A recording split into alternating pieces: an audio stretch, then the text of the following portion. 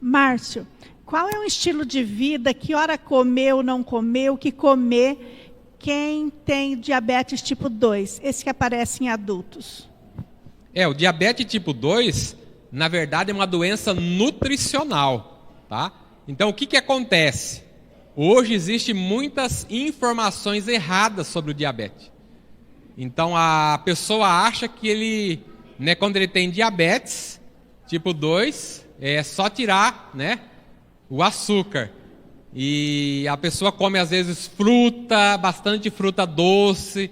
Então, assim, resumindo, é claro que é um assunto bem longo, tá? Mas resumindo, a pessoa precisa se alimentar com alimentos integrais.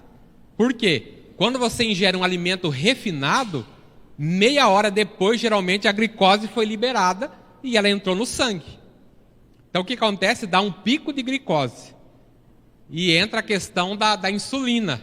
Porque, geralmente, o diabetes tipo 2 é resistência insulínica, tá?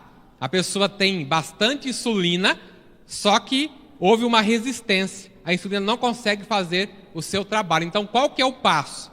É a pessoa diminuir a ingestão de glicose. Então, quando ele for ingerir um alimento, tem que ser integral. Por exemplo, o arroz integral, ele não vai dar aquele pico de glicose. Por quê? Porque tem fibras.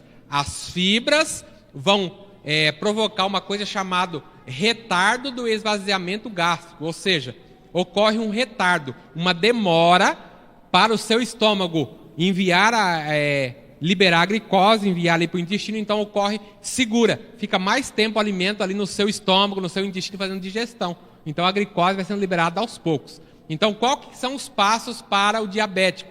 Diabetes tipo 2. Diminuir a sua ingestão de glicose, usar alimentos integrais, tá? E fazer exercício físico. E tem que ter um acompanhamento na parte da insulina, tá? Tem que diminuir a insulina. Então, como que diminui a insulina? Diminui a ingestão de carboidratos. Por exemplo, o diabético, ele não pode ficar comendo banana madura. Então, tem muita gente, não, é fruta, vou comer um monte de fruta. A banana madura, principalmente a nanica, ela tem um alto poder de elevar a sua glicose.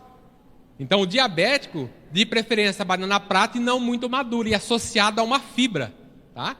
Então, existe uma diferença entre você comer ali uma fruta associada a uma fibra, por exemplo, granola, aveia, tem fibra, vai impedir que a glicose seja liberada. Mas os passos são esses, tá?